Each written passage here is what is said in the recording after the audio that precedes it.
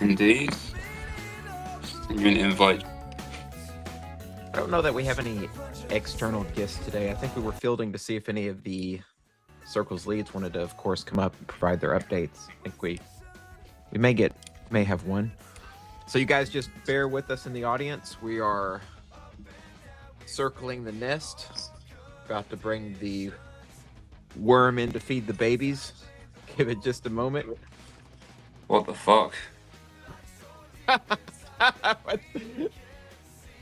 Oh, well, we have to make bad jokes in order to start the day out properly.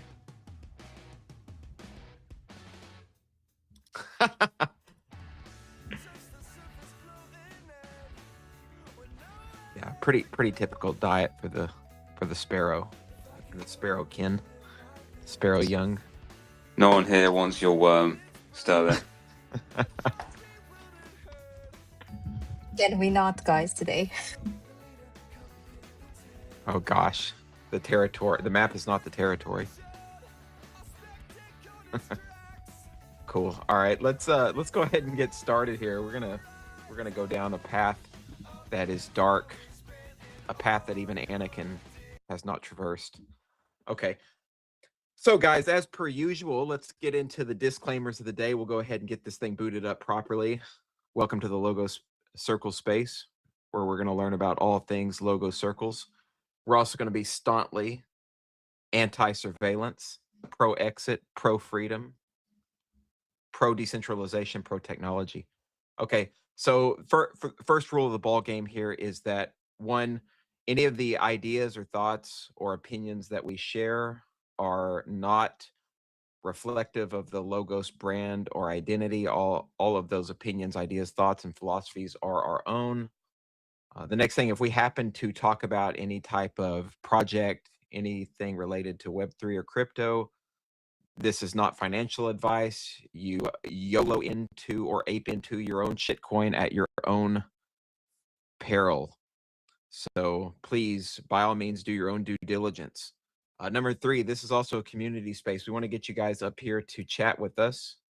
We are extremely open to having people come up and discuss circles, ideas, philosophy, technology, everything related to and that orbits around the Logos social movement and technology stack.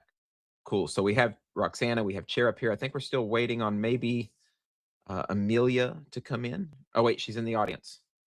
Bada bing, bada boom. Cool. And so how we're going to start this, the way that we usually begin these spaces is with updates from the ground, from Logo Circles, and then we'll get into a bit of a discussion. Today we've been kind of being as open with the direction of the discussion as possible, letting people in the community kind of decide where the conversation goes. Except we did I had a consideration we could speak a little bit to the idea of free speech versus surveillance and privacy versus surveillance.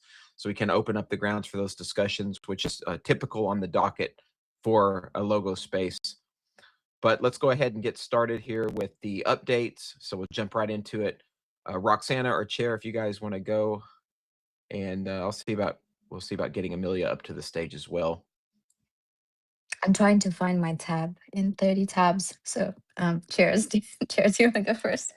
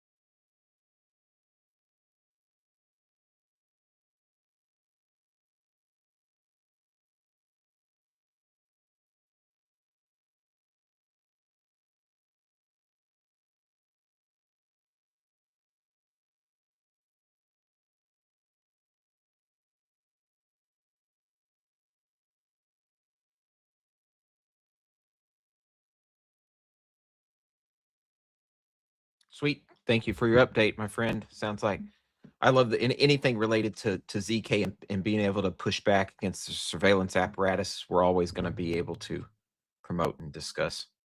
100%. Cool. We have Roxana and Amelia are next on the chopping block. I'm happy to get chopped up next, Roxana, unless your tab is ready to go. Yeah, cool. It's still loading. Nice. So yeah, I don't have too many updates on Lisbon. We are having our last circle of the year tomorrow. I think I mentioned this last week, but we're going to be using this space also as a donation point for any clothes, any winter clothing for children, especially shoes, blankets, for the Quinta de Moncho community that we've been working with over the year. This was a request that they made about a month ago. So yeah, anyone who's coming, if you have any kids with friends in Lisbon, get there, get anything you've got at home and bring it. And we're going to be sending all the donations back with Vanya, who's one of the community leaders, who's going to be coming to the circle tomorrow. So yeah, I think that's a nice way for us to kind of close up the winnable issues we've been working on in Lisbon. And over the last month, really, I've been doing a number of onboarding calls for new circle leaders. So people who are going to be starting to facilitate circles in their own cities. And the list of new circles coming for January is just growing. And I think we're going to have a huge boom next year. So on the coming soon list for cities, where we're just getting ready to get Luma pages set up. In January, we will be having circles in Amsterdam, Florianopolis, Enugu, Nigeria, Sofia, Bucharest, Boston, and a few others that, I hope we've encouraged them enough and given them enough support. But yeah, I think we're going to see just a ton of new circles from very early next year. So I'm excited to see that. And then I was just checking the Luma page for the upcoming circles we have this month, and wow, there are a lot. So tomorrow, Nairobi and Lisbon are having circles. On the 11th, Barcelona's having its 4th circle.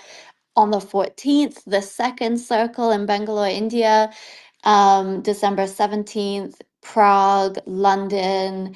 Prague is so organized, they already have their January circle listed on Luma now. So yeah, there's just so much happening. I really love to see it. I hope we can get more circle stewards coming onto the spaces and sharing what they've been up to, because it has amazingly got past the point that it is possible for me and us to track everything that's happening in circles. So yeah, it's a confusing but very good place to be at. Nice. Sounds like we're going to definitely finish strong, and you guys are going to finish strong in Portugal and in Lisbon. Sweet stuff. Cool. Okay, Roxana, you I'm are ready. all right. I'm ready. So we'll lead you up to the to the chopping block. Thank you. Thank you. London circles happening next week on the 17th. In central London, in a two-structure format. The first 2 hours, we literally just booked a boardroom with 20 spots, and we're gonna have an agenda around some of the winnable issue components, which I'll talk about later. Kind of activities, things that we could do better, local community aspects, etc., etc. And then after that, taking some notes and broadcasting this meetup based on the recommendation of James, who's in the audience from Eat London, just to enable participation of people who can't be there in person. We'll try to figure out exactly how we do that, but it's probably going to be a private link that we send to a few people, including James, who want to participate, and then a link on Discord for the circles members if they want to take part in this. Over time, we need sort of a protocol to ensure that people are not overly exposed if we are to broadcast this. And while we love the idea of the public participating, we also have to be mindful that some of the best conversations do happen in private. But we'll experiment this time and take our learnings and figure something out next year. The second part will be we'll just go for drinks afterwards at a pub and just celebrate, have like a little Christmas reunion, and end the year in good spirits and set the tone for next year in true British spirit, because British pubs are part of the British culture and we love it. In terms of the winnable issue, as I mentioned, we are quite set on the idea of building a like a knowledge hub where we provide information, non-biased information on digital ID, and present to the public in a non-technical manner what are the good, the bad, and the ugly side of digital ID. The other, it kind of spinned out the idea of also writing a white paper that we can disseminate and distribute to universities and slowly make its way to lobbying the government. And for the white paper, we have a few topics in mind, specifically around decentralized corroboration in decentralized identity. So we're going to propose to the working group, we're going to propose 3 themes. One is decentralized corroboration protocols. Another one is the trust anchor problem, and the other one is governance models. The trust anchor problem is quite interesting for us because it looks at alternatives to blockchain based trust anchors, and it looks at a localized trust component. So we're going to do a bit of research with a few people in academia and a few technologists to figure out how this would look like. Separately, we did take part, as I mentioned, on November 7th, we took part in the House of Lords Digital Identity Roundtable, where we discussed legal framework examples, technology versus civil rights, government policy and digital identity, self-sovereign identity, inclusion and marginalization in the population, interoperability standards, and gave examples of, for example, what's happening based on ZK work of some of the attendees. There were about 50 plus attendees from government, industry, academia, and civil society. So there were discussions around, for example, how California has this inner clinical trials using zero knowledge proofs to demonstrate multi-party collaboration, how Turkey has 3 million patients that use proof of medical history for research, UAE, which has a blockchain-based notarization and real estate system. And the follow-up from that roundtable was to formulate a few questions that we would submit in a form to the MP that chaired the debate, and then the MP would present it to the House of Lords. So we go back to them, to the MP, with approximately 7 questions around, for example, the research around the percentage of adults in the UK that lack digital literacy to manage cryptographic keys securely, and how the government is approaching that. For example, the issues you have with zero knowledge proofs based on the anonymity set. If a GP accesses this and only accesses 3 medical records, then they could potentially be de-anonymized. For Home Affairs Committee, we submitted estimations around costs actually of doing privacy preserving digital ID costs, right? So we estimated around 8 to 12 pounds the cost of verification using privacy preserving digital ID that's non-blockchain based. But then we also submitted the costs per leak, right? So we came up with a figure like if you're not using blockchain-based digital identity verification systems, you're looking at about 400 million in pounds on privacy premiums if you have 50 million annual checks. And then we explained what happened in the Windrush case, where the compensation itself, just the compensation, was a cost of 62 million pounds. And we kind of pointed out that metadata-enabled discrimination could actually exceed 2 billion in costs. So this is something that the government isn't really looking at. And we also explained, okay, if the budget is the budget some kind of like the systems that are being developed around digital identity, are these being revisited, or is it just an opportunity where the government sets this thing in place and then never comes back to learn on based on the mistakes or the costs associated? So we propose more of a, like, similar to a business model strategy, where you come back and you revisit the systems that you put in place. But we also highlighted that if the systems you put in place are not privacy by default from the beginning, you're looking at massive costs.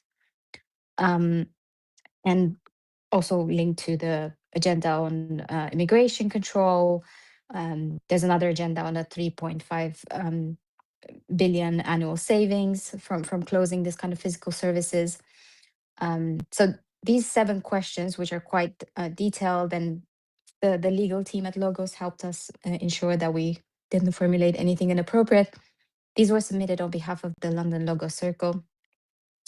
I will make a forum post about this and make it available on forum.logos.co so everyone can read about it.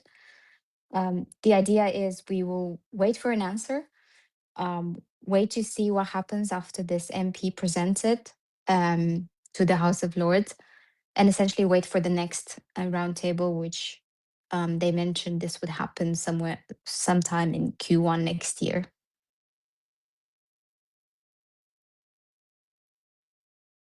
Nice. Thanks so much, Roxana. The digital ID, so man, the situation with regards to surveillance around digital IDs, generally speaking, is quite extensive. So thanks for your work and the work you're doing with this particular Logos Circle, because we have to be able to form communities around pushing back against certain efforts that not only governments but all legacy institutions make toward collecting our data, surveilling us, and otherwise attacking our civil liberties in a variety of ways. So this is just really important.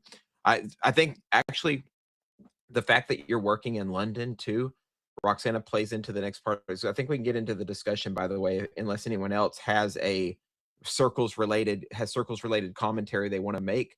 I'm going to move us into this next phase and we can have a discussion. And by the way, anybody who's in the audience and you guys want to have this discussion with us, it's really important that we do have it, and you're welcome to come up and chat with us. So I'm going to take a beat here, make sure there's nothing that you guys missed or want to mention. Cool. Let's just dive into it then. So something that's been on my mind recently, I've seen in my X feed that's come up a couple of times, is the London ex-footballer Joey Bartlett, I believe is his name. So he made some posts at some point in time that violated the laws in the UK with regard to speech, because there's really no such thing as free speech in the UK, as far as I understand it, and from what has come to fruition. Anyway, he made some comments about some commentators and pundits and ex-footballers that landed him in some pretty serious trouble. I think they were originally going to give him a prison sentence. It ended up getting suspended. But he basically called these folks like the equivalent of a pedophile, and something about the reason why this individual person bikes in front of a school. I don't know, something that a lot of people in the US, especially in the degen mode and Web3, they make these kind of comments all the time. Of course, it's definitely, I wouldn't say, an appropriate thing to say, especially if you don't have any kind of factual basis for making that claim. But throwing someone in jail, or wanting to throw them in jail, or to coerce them and make them pay a fee because they said something in an online environment, is just absolutely absurd. And so some people may be able to justify this kind of quote unquote speech offense in lines of being speech that is meant to deceive, right? And then hurt somebody's reputation. It's libel, right? But by the same token, this is always a slippery slope type of question, and something that all of us who are certainly 100% in this community, we have an ethos and a mindset toward anti-censorship, right? So trying to police people's speech to any degree represents a form of censorship. This is also why the other side of the coin, and we can tug on whatever thread here that we want to, but thinking about the importance of privacy as well is also a way to help protect speech when we have these political environments, these social environments that are starting to police the things that we say and create an environment of controlled speech, which also creates chilling effects and makes people feel like they can't actually protest, they can't make comments, they can't make criticisms. And so this is not a great situation to be in. And I think that I speak for this community when I say we have to do whatever is in our power to bring these kind of issues to the surface, and then do what we can to push back against it in the form of technology, in the form of education, in the form of speaking up, and also in the form of advocacy. I can think of nothing more important than to talk about these issues. This is, I mean, just thinking about it, this is absolutely insane to me. And at what point do laws that exist in the UK also get taken up by other Western countries, right? Because there's a tendency for some of these legal frameworks, right, or laws generally to be ported over to other countries, especially if there's a relationship between those countries. So I always have a concern of the rising tide of dystopian surveillance strategies worldwide as it pertains to a lot of these countries. So this is why we're here. This is why we have Logos Circles. This is why we're building a decentralized technology stack to create a better future for people, to enable people's privacy, to enable their civic liberties, and to help create and build a new kind of world that is fundamentally antagonistic to this sort of old way of being, where you try to critique and scrutinize what anyone says and then possibly throw the book in regards to the law at them, which is fundamentally an awful position to be in. So yeah, let's see where we can take this conversation. That's at least what's on my mind. And props to you, Roxana, for being in the UK and having to deal with this. Man, I'd be terrified. I'd probably be in prison right now if because of the posts that I make if I was in the UK. I can share a special technique. My dad told me in communism, his professor in university said, wherever it reads no, read yes, and wherever it reads yes, read no. So you can use that technique to sort of make it look like you're very positive about the actions of a certain government, but for those that actually pick up the sarcasm, to make it because the algorithms don't pick sarcasm, right? So they will push anything that's on part of the agenda. Probably not X, given how the UK is head to head with Elon Musk, but most platforms will have a tendency to push things that are more compliant, right, with said government. So that's a way to get around it. Yeah, absolutely. Game for that. One of the things I also think about, though, with regards to the case, so allegedly what the judge said, right, and what the law states is if whatever the speech is, if it causes a person to feel intimidated or vulnerable or anxious and they complain about it, then it could potentially be speech that is now considered illegal. I mean, think about that. My goodness, how many people feel anxious online when they hear something from someone? I mean, think about just Web3 generally speaking within the context of that community. There's a lot of degen type behavior. We've all talked about this the black pills and the nihilism that contaminate that space. Of course, just being in that space, you feel anxious all the time, but it also creates a culture where people are saying very ugly things to one another, right? And we would all agree here, especially being more of a cleared pill kind of ecosystem, that type of behavior is, for lack of a better phrase, unsophisticated. and also doesn't really push the dial forward in any given direction. But certainly, we would also say that it doesn't deserve to be made illegal, right? People should be able to say whatever they want to say in a given context, and not have to worry about going to prison for it or having to pay a fine to a government. That's completely ridiculous and ludicrous. Everyone here is going to, I think, automatically say, what can we do to help?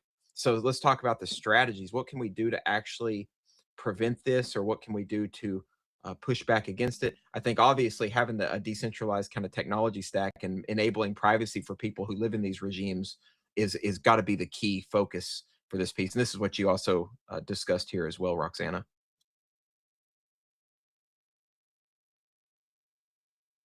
And by the way, guys, if anybody else wants to come up and chat, you're more than welcome to, because having to deal with the surveillance apparatus is going to be something that continues to come up in a lot of our spaces. And by the way, I'll just mention, and I'll let Chair and Roxana both go here. On Thursday for the gift space, we're actually going to have Derek Bros and Carrie Wedler at the same time on the space, and we're going to go into some anti-surveillance activism. There's been no one in the space more hardcore than Derek Bros and talking about sort of the technocratic surveillance state and how we can exit those systems and push back against it. And he's done a lot of really good journalistic work. And Carrie, if you haven't followed Carrie, she's like a master of engagement and talking about the system, its failures, and how we can work to do self-improvement, right, and self-help to push back against the system. So I can't wait for that space. And what we're talking about now is going to kind of dovetail into it. So, Chair, you have your hand up. So if you have a thought, and then we'll move it forward.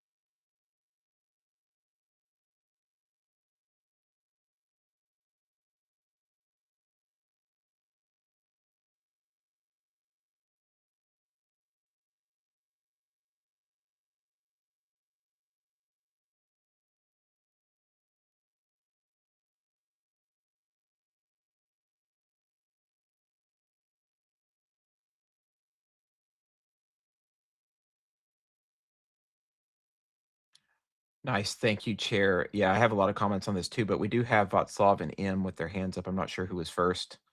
Whichever one of you guys wants to go. If you have some considerations here. I think Backlap should go first because I raised my hand just like now. He's been way longer than me with the hand. It's okay, but if you have anything for the context of what Chair said, then you should go, because I raised my hand because of the Sterling's question before, like what do we do about some of the things. I wanted to bring up a conversation we had on the last local circles in Brno. But if you have something for the context of Chair's monologue, then go for it. Oh well, all right. Yeah, I agree with all the things Chair just said. For example, I have a community, right? I'm ambassador of this community, and they're always like complaining about why are you so paranoid about centralization and keeping your identity anonymous? Because I mean, most of the people know me as M, and I say my username always like M. Only very close people know about my name, and sometimes I have issues with people that work in other companies. For example, just an example. I remember that when the European Blockchain Convention happened, there was a side event for Cardano, right? And there was a party for Cardano at Barcelona. First time that I'm ever in there.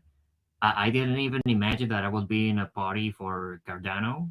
I didn't even know there was people still working for Cardano. So in that party, I met someone from CoinW, the exchange.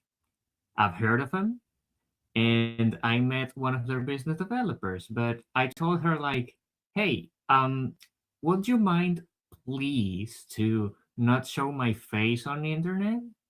And it seems that she posted a tweet tagging my username, putting my name, and showing a picture of me and her on X. All right. It's not like if I was like completely mad about it, because I've seen many different users that show their pictures like any human does on social media, but they never say their name because they have their social media like completely separated from their Web3 identities, which is cool. It's something that I do. I don't have any other social media with my face on it, and most of them are like either passed through a filter or something like to not keep a trace on my data, so feds can't keep track of me. But it's something that most people should be aware of, and mostly from Asian countries, because there's a lot of control in there, and all of my friends that come from China, they are not like even aware about it, and if they are, they're probably political refugees or persecuted by the Chinese government. I don't know. To be honest, I don't know. It's like I've already seen this duality, of people that come from that kind of countries. They're either showing too much, or you don't even know that the person you have in front of you is the user that you've been following on X since, I don't know, probably since you got started on Web3.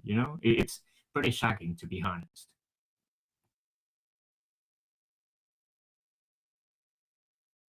Yeah, and 100% it is. I think it's going to continue to be challenging for people to maintain any type of privacy if they want, especially those of us who are a bit more public, and we want to maintain privacy when we're in public, right? I personally, that's not the case with me. People just know who I am. I've been online forever, but there are those who are more public but also anonymous, but then they can potentially get doxxed right through the process of going to events, conferences, etc. One of the practices that conferences have had, and even when I was at Edge City, there was well, I don't know if Edge City is a great example because I think there was a contract where it's, you had to sign and basically you can't help if someone's going to take photos. So they just kind of anticipated that be the case. But I know at a lot of these privacy events, they give you a bracelet or a band if you don't want to have your photo taken. And so if you're a photographer, you're taking photos or you're supposed to be paying attention and it's communicated, you have to pay attention to those bands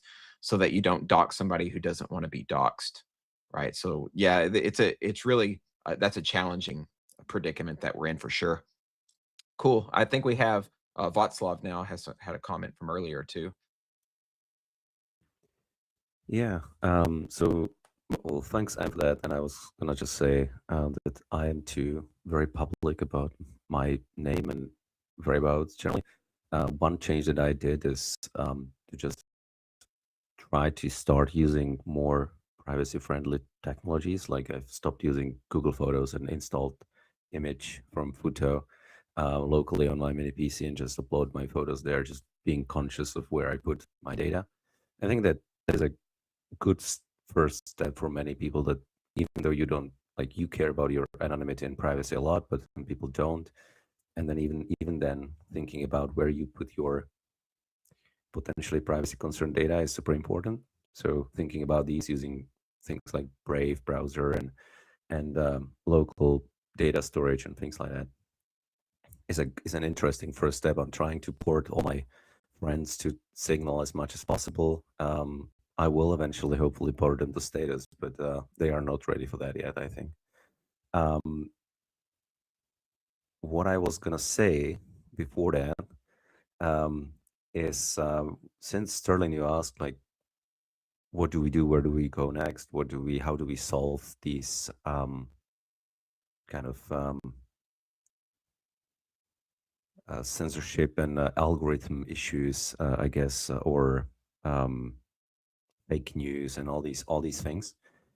We had a discussion about this on our last circle in Brno because we talked a lot about the EU regulations. So you all, I think that's kind of what you discussed, because I joined late. I'm sorry about that, but like we saw all these EU flags on X recently. And we actually had a discussion last week, like, is EU bad? Is EU good? I don't think it's inherently bad. I think it's a good idea, but it's getting, every day it's getting worse execution. And one of the things that I've been researching is something they call Democracy Shield, that they are looking into. And if you read, it's like a 2-page, well, maybe not even that document. And if you read that, it's just a proposal presented a couple of weeks ago. I think I was in Buenos Aires while they posted it. It reads like a description of Ministry of Truth from 1984. Basically, they want to establish an independent group of fact checkers funded by EU. I mean, how independent can you be if you're funded by a government or whatever, right? So we were talking about this at our circle, like, what can we do? And there was a thought, like, can we build like a decentralized community nodes? Because community nodes on X seem to be like not perfect, but reasonably good, given the fact that they even like even Elon Musk gets community nodes, right? So as much as people hate and think about like how his posts get promoted and how he lies and things like that, like, he gets community nodes that are shown there, and everybody else gets that. Like, if your post is super popular and you're lying, you'll get community noted, right? And so, can we do it in a decentralized, privacy preserving manner? And actually, Frank from Logos Messaging, we talked about it in the past, and there was an idea that maybe we could potentially, eventually, or someone could build something like that for the forum library that we are building. And that we could use some zero knowledge proof for reputation. So if you are posting and people value your posts and agree with you, you get some reputation. And then you could locally cluster up these zero knowledge proofs somehow, validate them, and then build some community nodes approach on top of that.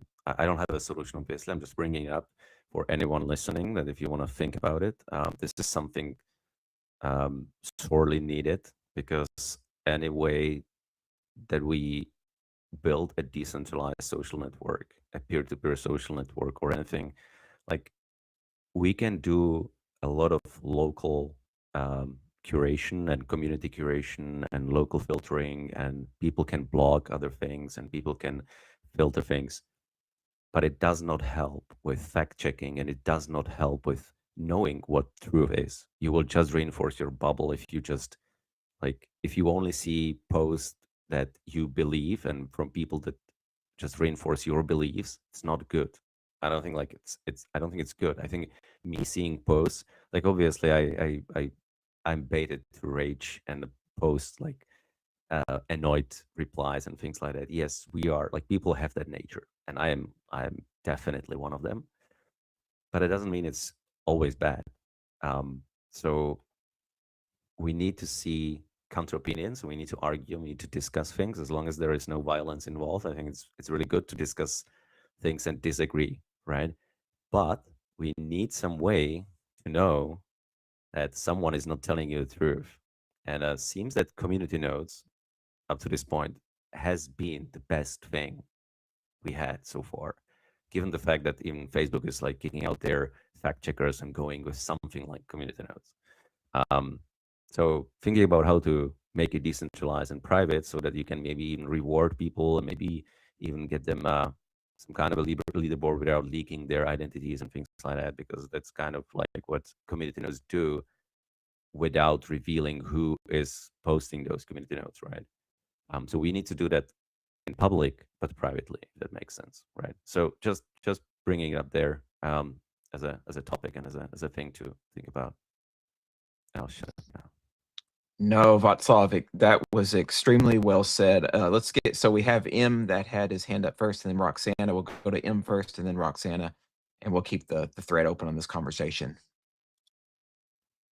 All right. Backlap, bro, what you said, it's awesome. I've already seen like probably a couple apps that are just like that, and it's on top of Bitcoin, Nostr, but it's like, even though it's built on top of one of the biggest, and I would say even more decentralized than Ethereum blockchain, it still has probably a couple of the issues that you mentioned. Like, it doesn't have curation, and it is a point of discussion that I had in the last event I went. It was on the Mozilla Fest. I was talking with a guy that he was basically a Fed, right? But now he is like more into the cypherpunk movement and shit. It's like, yeah, it was an awesome jump, you know? Something, yeah, very unexpected.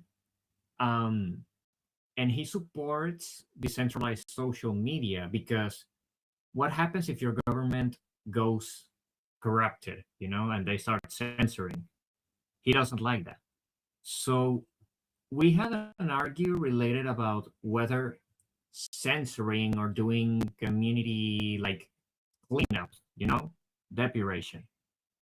And he was like, bro, freedom of expression has so many values, you know, so many, I think the word would be variable, I think. It's like, how free can be the speech if you don't allow certain people to say what they want, even if it is immoral, you know? The first discussion that we had in one of the panels, it was related to censorship, but censoring certain topics, you know, the usual topics that they talk about is like, you know, gore content, terrorist attacks, doxing, probably minor related stuff, something that we don't like, all right? And it's ethical. I mean, if we could have any type of platform where none of those topics were like even included, of course, it will be great. But the same technology that will do that could be used against us, you know? So, how can we clean something without centralizing this type of cleanup on the few people? That will be like my question.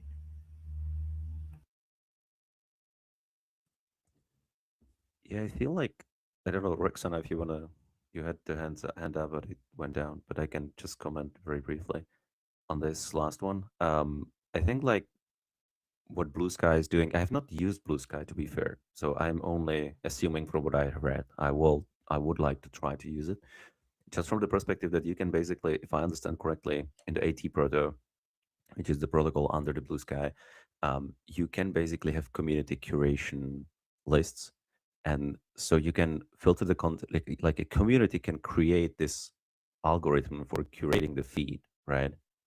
And it's not centrally pushed, but there are some that are popular, but you can also add your own, and you can somehow combine them as well.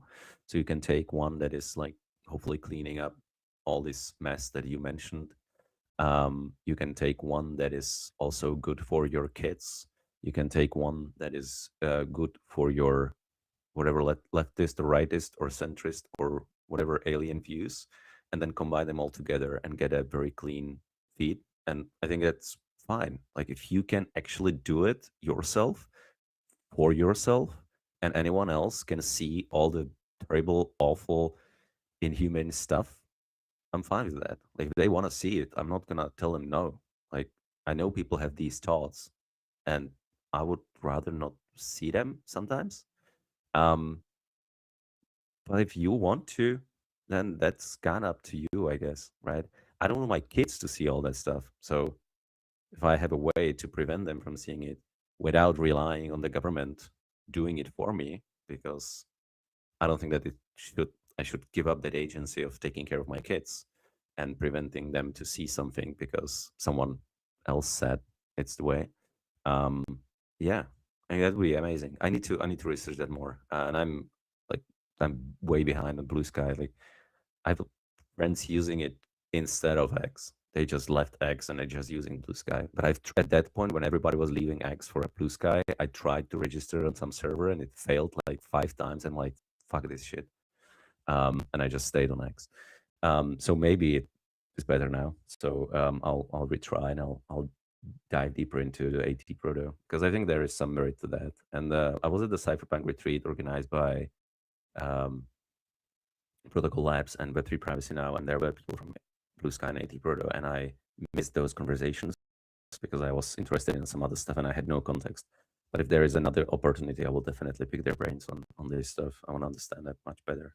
So I think it's super important right now with all the surveillance, censorship regulations, like even the Australia, right? Like you guys mentioned UK and other states or other countries adopting what UK is doing, but now like from tomorrow, people under 16 years old cannot access YouTube, basically.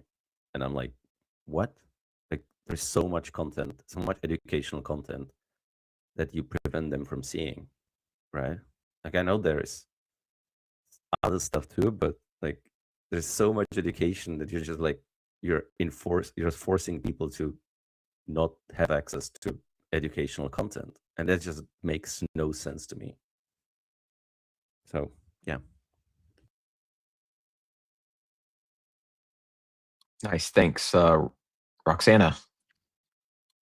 I was thinking about Gab as you guys were talking. Gab was a social media platform that positioned itself as a free speech platform. The problem with Gab was that it kind of blew up and ended up having so many criticisms and controversies because of the extreme side of the free speech.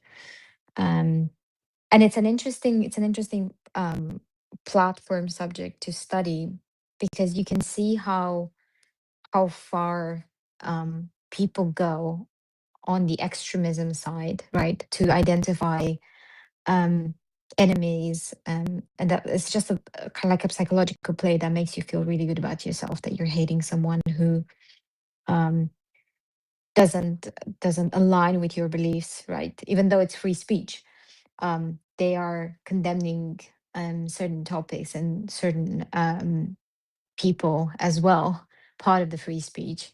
And then the exercise that they're doing is them being on the extreme side. It makes them really good, feel really good about themselves. So it's a very interesting platform, but also going back to the psychology of the crowd. There's some, I mean, it was Gab was involved in a lot of.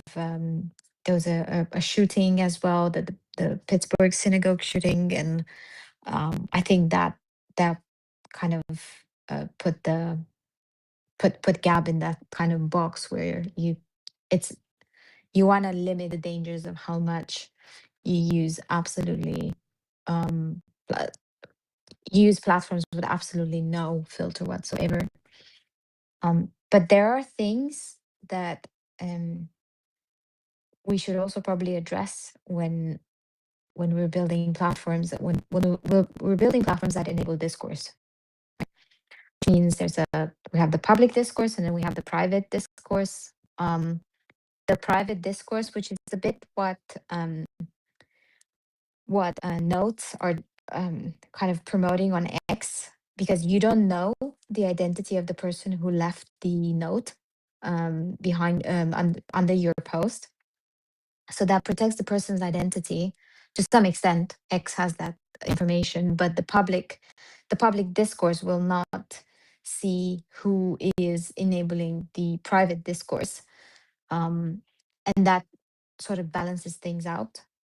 And there was initially the Bitcoin Talk forum used to have a reputation system, and the good thing about that forum was that you could go and you would essentially, it was a way of validating people's ideas and participation in the community, especially those that have been around for a long time. So getting a kudos on Bitcoin Talk forum was kind of a big thing. But then it got to the point where after the ICO boom in 2017, it completely shifted. So you had these accounts that had a lot of reputation, and they were using that reputation to promote ICOs, and many of them were scams. So there's always a dark side of any system that we're building, really. And now today, the problem we have actually, it's not just how we verify our sources of truth. It's the fact that you can't differentiate anymore between AI content and human produced content, right? So a few years ago, there was a study done in the US on a few public forums, and they were targeting, public opinion on presidential topics, politics, social, and essentially a lot of the comments on those forums were written with AI and published, and people thought they were written by humans. And that was a few years ago when ChatGPT 5 was not around. So in theory, you could say that the AI systems we had about 4 or 5 years ago were not as good as they are today, and not as fluid. But again, you had that kind of situation. Now what we're seeing is a wave of AI agent to agent kind of services, where you have different kind of content creation and content distribution that's purely AI generated. And it's very frustrating because you can start telling on X, for example, that most of the comments are AI generated, but some of them are very good. And we've seen that, Sterling. We've had AI bots on stage talking, pretending that they are human, right? And how do you differentiate? And that's going to be a major challenge for every single platform that is building tools to enable discourse. right? Tools to enable sources of truth. And I think that's also something that's going to be the challenge of our next few years, really. Yeah, 100. By the way, 100%, Roxana. I think what's going to happen too. I'm completely terrified because I have made enemies of the AI. So Satoshi's bride has been spawning, and now there's like a multitude of these AI bots that are trying to befriend me, and they come in here and they all request to come up. So I feel like there's a concerted effort to continuously harass me, and it's like Terminator in social media format has come to fruition, and now attempting to deal with that is a challenge for the ages. And I don't know what I'm going to do at the time when when now it's like in robot AI form and it's physical. I'm pretty much screwed. So anyway, I'll count my blessings while we have them now. But 100% on the commentary about trying to differentiate content. AI obviously continues to get better and better. And I well, I think I want to try to drive the conversation. We'll drive it back around to surveillance and privacy real quick, but I do want to take a moment actually to reset the room. This conversation has been amazing so far. I want to thank all you guys who have come and stayed for this piece of the discussion, because it is critical that we have these discussions in an open public forum. I think this has been, it might have been Václav who referenced this, but I'm a huge fan of this idea of having a public forum where we can discuss, I think Roxana mentioned too, discuss and debate ideas that could potentially be seen as controversial, because that forum, especially in societies that become more totalitarian over time or more centralized, they tried to shut down speech. This is one of the reasons why I'm such a fan of, the Socratic method, such a fan of the Greek city-state model, where, especially in Athens, there was an openness to having a discussion in a forum, and you were allowed to debate what you wanted to debate. Of course, there was a focus on trying to be as rational as possible, and this is, of course, why Aristotle wrote The Art of Rhetoric and basically opened up the field to public speaking and being able to defend a particular position. We have to continue to create and craft those kind of spaces so that we can all engage in a community topic that there may be disagreeing voices on. So I think that's really vital, and just really proud that we're providing that space. And so, somewhat, it seems to me, as also a consequence or ramification of Logos circles, generally speaking. So guys, we are at, let's see, 1 p.m. Central Time now. We're going to probably go for about another 30 minutes. The discussion today has been around privacy and surveillance, and especially ways of being able to tackle that online and social media platforms is where the conversation came around to. And that is, of course, still an open discussion and question as well. And we talked about different platforms. Speaking of different platforms, I did want to mention something that is directly related to what Václav was talking about. I spent a lot of time on this. You guys remember the Steemit platform, right? So I was writing a bunch of articles when Steemit first came out in 2017, and Steemit was very strongly based on a reputation system. And one of the ways that the platform worked is, of course, the higher reputation that you had, the more likely your post would show up. But also had a system where it was a bit like community notes, where if a post got downvoted enough, right? Say it was some content that was not only inappropriate, but maybe even potentially vile, that people really didn't like, you could downvote those posts. And what it would do, the post is actually saved on the blockchain, so you can't get rid of it in entirety. But on the front end, you can create a situation where enough downvotes removes it from being seen directly. So that was an interesting take as a way to like try to manage different types of content without quote unquote censoring it. You could always click the little arrow and you could reveal it and you could still see the content. So it's not deleted, it's just kind of managed by the community. So there's been a bunch of different ways to tackle this particular problem online as it pertains to dicey topics or subject matter that is, maybe not appropriate for a particular area of discussion. Nonetheless, I still think we all here very strongly agree that we can't just outright censor people's material, and we have to find ways to fight back against that, leveraging the platforms and technologies that are at our disposal. So absolutely. Do you guys have any, we'll continue the conversation, like I said, for about another 20 or 25 minutes. Does anybody have any direction they want to take the content here, or do you guys want to stay kind of focused on this particular subject? I'm open to the direction.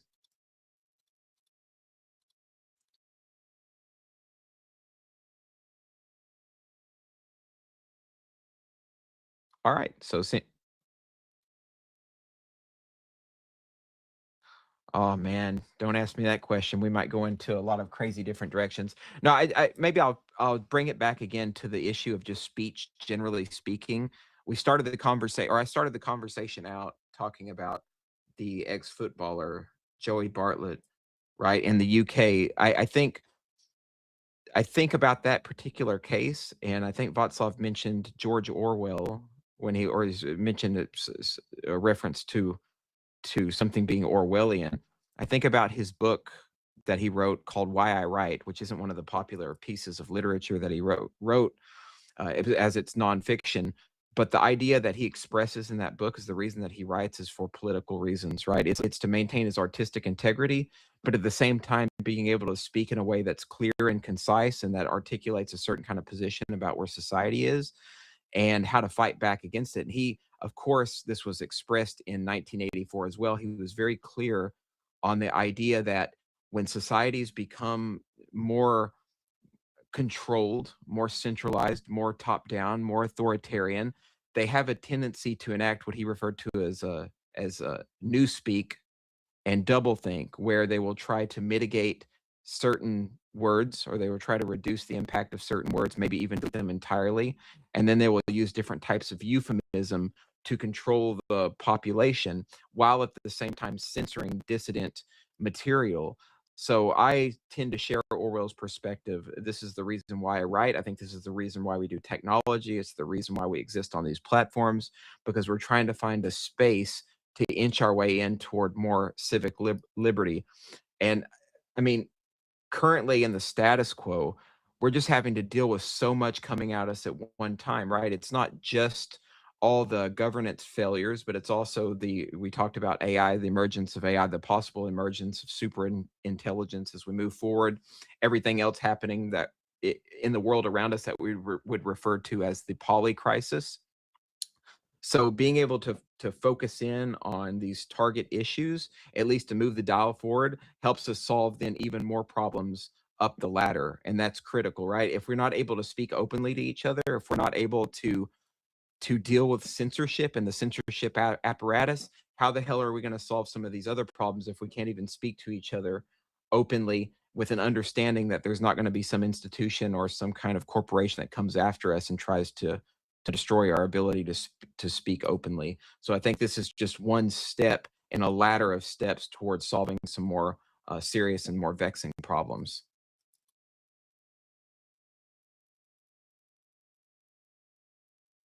I think I'm always going back, Sterling, to the book that you recommended.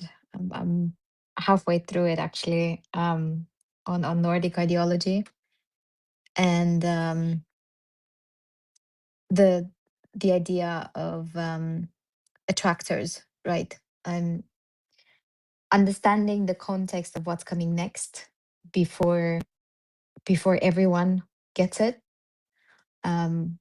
And I think we're in a, I know there's a lot of doom and gloom in crypto right now, and a lot of people feel tired and exhausted, and we're all thinking sometimes, oh, what is there to innovate or build? But I think we, if we get this right, we are way ahead of a lot of the general public, or a lot of the innovators on different angles like AI, robotics, etc. But we need to have solutions that really protect human agency. And I think the only way to do that is to have just to have the tools and the protocols, and the discussions openly. And I know it's hard, in this time when you're looking. It just feels like the industry is stuck, like it's not going anywhere. But I think there's so many great opportunities and so many initiatives that we never get to really cover them in just an hour of conversation. There's so many people on the ground that have brilliant ideas, that understand the localized issues, that have ideas, including business or impact or just efficiency related, productivity related, that they're very niche, but the impact they produce is tenfold, right? Yeah, I'm going to let Chair spoke, but you mentioned a lot of really valuable points, Roxana. The first thing I think about is, yes, especially in the Web3 ecosystem too, the signal to noise ratio is pretty nasty, to be fair, and because a lot of people, they have this mindset of being exhausted or fatigued because there's so much focus on things that don't ultimately matter, right? And they may matter in some sense related to your personal, like, financial situation, but none of that really matters at all unless we can just make sure we can maintain privacy online and that we just don't get completely deleted from our, this is one of the things that's really important. I had a page on Facebook, right? I had 50,000 followers. It was called Psychologic Anarchist. That got censored in 2017. Uh, Luckily, I didn't have like a huge ad revenue spend or anything like that. But imagine my buddy who was on our show at one point in time, Jason Basler, who does the Free Thought Project. He got all of his pages. He had like 1.5 million followers on the Free Thought Project. That got deleted and censored on Facebook, and that was part of his livelihood, right? That he had income coming in as a result of his work, and then he was censored. So that, like, yes, you can worry about when number go up, when moon, when Lambo, but at the end of the day, if these entities are not only censoring your material on social media, but they're also then trying to hijack various aspects of the crypto community, then we have some more important things that we have to worry about and focus on and try to solve, which is one of the reasons that I'm here with Logos, right? This is one of the reasons that I'm in this space, is because I personally care deeply about our civic liberty in these contexts. We have to be able to open the field up for more freedom, and we have to be able to discuss and advocate for these ideas in open forums where the ideas matter the most, and and especially where we're discussing this with people who have the skills and the talent and the social acumen to make actual change and transformation happen. This is where the what's that phrase? I have a cliche in my head. It's lost me right now. But this is the idea, guys. We have to be able to push this idea forward. And one more thing I want to mention. I'll let Chair speak here. I just got onto a bit of a rant. You mentioned attractors. This plays into it as well. In Nordic, what she's referring to, guys, in this book, Nordic Ideology, like the second chapter of the book, the author talks about this notion of an attractor. And so what we do as futurists is we see an attractor, right, as it manifests in real time. And so here's the idea behind an attractor in a complex system is something that complex system moves toward, right? It's something that is tangible and that emerges. The system is chaotic, so it's not always easy to spot the attractor. But if you spot the attractor, then you have to build toward it. You can actively manifest it. This is also in this space what a lot of people are talking about, that we can just call hyperstition. Hyperstitious thinking is the idea that if we see something and we see something, we can actually build toward it. Because in this time period that we live in, we're surrounded by so many emergent properties, by so much emergent technology, that we get to actually choose which ones we build toward, right? So Bitcoin was the first attractor in the cryptocurrency space. At a point in time, it didn't have any followers, no market value, no one cared about it, and then people did care about it. People like Roger Ver, Ross Ulbricht, etc., focused on it, worked on it, not only socially but also technologically, and then it came to fruition. It became a dominant part of this cultural paradigm. So we have to spot the attractors. We have to drive the momentum of our civic technology and civics toward it. At least that's how it is. So Roxanne, I'm really glad you sent this conversation in a really great direction, and I think it's worth talking about. So Chair, you're on the chopping block now, my friend.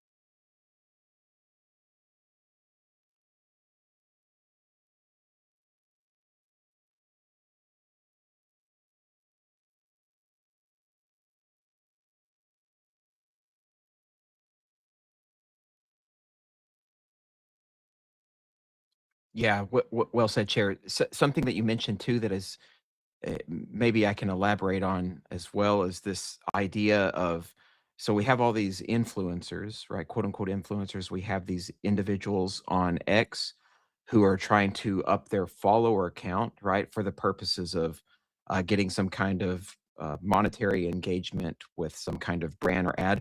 What we would refer to this as is a zero sum game, right? So what's happening is that these folks are using whatever tools at their disposal to gain as many people's followers, many followers as possible, and then to get paid. But this very quickly becomes a race to the bottom, right? Because now if you have AI that can help augment their account in some way, help produce content or whatever it is, it's going to make sure that the content is being readily produced and they're trying to up their follower count, but the quality of that content is only going to be so good, right? It's gonna narrow it down just to try to get followers. So it's gonna be rage bait, it's gonna be black pills, it's gonna be a lot of this nonsense that we see, a lot of this clout chasing. And because it's a race to the bottom, everyone sees that they're using AI, they're using different tools, and they're focusing their energy in a certain direction. Everyone else tends to follow that lead and then do the same thing. So it creates this cascade dynamic within the context of this whole ecosystem. That's one of the problems that we're dealing with. It reminds me, by the way, we should get her on the space at some point if we haven't. Liv Bore and her work, right, where she mentioned this in the context of like beauty influencers. Beauty influencers on Instagram used to compete in a way that was less zero sum and more win-win, right? They would take their photos, they would pose, they would model, they would do all the stuff that a normal kind of beauty influencer would do. But what happened eventually is that beauty filters came into play, right? And so now it becomes a race to the bottom because everybody's using beauty filters constantly.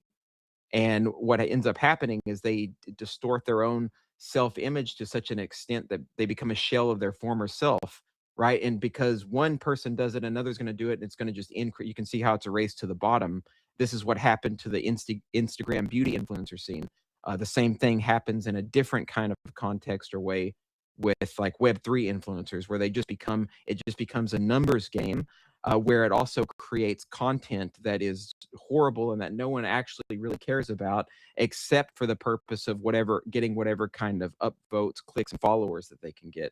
A lot of this plays into the rage bait that we see, the dopaminergic hits that are produced by a lot of these kinds of posts. And so we have to be able to fight back against that with the clear pill sort of mindset. Anyway, I could go off on that topic for a while. I did notice that Corey came up. I want to give Corey a chance to speak. How you doing, Corey? Welcome to the stage, brother. Hello. I wanted to ground the conversation in a bit of pragmaticism. There's a lot of issues that we're pointing towards, but like the topic of the day was surveillance, and why privacy matters relative to that. And I was watching a video from DevConnect by Peter Van Valkenburg, who's a founder of Coin Center. They've been doing a lot of the protection efforts against the regulatory efforts against things like Tornado Cash and it's the Buenos Brothers, the large scale attacks on privacy that we see today. And his talk is about privacy, but I'd like to make sure that people understand like the end goal isn't privacy. It's privacy as a means to an end, and the end is usually neutrality or optionality. And he puts it so well in this talk that like Bitcoin and Ethereum and the blockchains we have today made significant steps in the direction of trust mitigation, and that remove humans from the system and allowed the system to kind of impartially deal with trust so that you have confidence that the transaction you make gets done and doesn't get censored. But because privacy wasn't a part of those efforts and the transparency that exists in the system that we have today, you still have quite a bit of the ability to censor and surveil. And through those means, alter the state that privacy would normally give you when it comes to kind of permissionlessness and censorship resistance and neutrality. And so in order to solve all these problems that we've been talking about, you have to have privacy in order for the system to remain neutral and not allow for outside parties to see and then influence that neutrality. Otherwise, you end up in the systems we have today with like OFAC sanctioning and building privacy solutions on top of a transparent system like Tornado Cash ends up where you have nation states applying pressure. They can see North Korea dumping a bunch of money into the system. And since they can't really put pressure on Tornado Cash, they put pressure on the system below it or outside of it, which is in effect the same. And so the goal of Logos, first and foremost, is to provide a bunch of dumb pipes such that we don't have the option. No one has the option to surveil because you can't.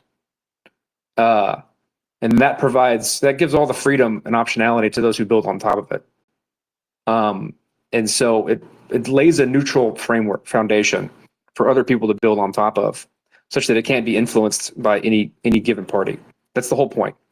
And then from there, we'll build systems on top of it that we think are in the right way, but that still allows people to build whatever they want. And so, like, as you listen to the conversation today, I want you to think about like the point of why Logos exists and how it serves as a foundation for solving a lot of these problems. Beautifully stated, Corey. Just a side point too that I want to mention, and I think that is important for folks to keep in mind. One of the things that we've noticed, Jared and Peter, of course, talk about this at some length in the book, Farewell to Westphalia, is the notion that the KYC and the AML apparatus is completely broken, and it asymmetrically benefits the banking apparatus and the legacy institutions at the expense of the individual and the people. So there are some folks in the space who are claiming to be private, right, when they have backdoors or they have an option for know your KYT, know your transaction, and the ability to hand data and information over to a government or alphabet soup agency upon request via a subpoena.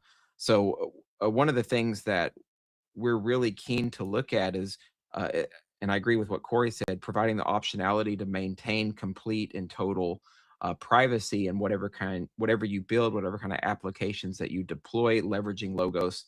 But I think that we should also do our best work and make good faith effort to say, hey, this individual over here or this organization over here is actually, they're claiming to be private, but they're not actually private in the way that they have tooled their platform, right? And sure, I do understand that there is a reason for people who are working with legacy finance or traditional finance to have KYC and AML in their platform, right? There's some practical reasons behind that, but by the same token, I think we're entering a phase where privacy is becoming more mainstreamed. And in that case, I feel like there's an opportunity or a hijacking risk that we should be very vocal about, as well as we tend to push forward. Just an additional thought to what you said, Corey. You 100% hit the mark. Go ahead, Roxana, and then we'll start working on closing down the space for the day. But this is perfect commentary to end on. Yeah, I just pinned the Andy Guzman's post, and it links to the talk. It's a very good one, and I do recommend people to check it out. It's about 30 minutes. I think it's a great wake up call, and it kind of paints a picture of where we should be as an industry and builders in the space. So, thanks, Corey. 100%. Well, guys, I think that is going to be a wrap for the day. First of all, I want to give a thanks and shout out to everyone who came up here and spoke, everyone who illuminated us on the current happenings within the context of Logos Circles. So thanks, Chair, Roxana, Amelia was up here earlier, everyone who came up here to speak. M also working on a circle as well, and an ambassador with Logos. Thanks, Corey, for coming up, and Václav came up and gave some conversation earlier. All you guys who are OGs who have come in here, thank you again. We have Yuri in here, Sats, Mindless, OW, Declench, Uzair, Matt is in the house. Matt from the Quiet Network, who's a good friend of ours. Matthew's in the space. Also, Dave is down there. Jaded. Chris is here.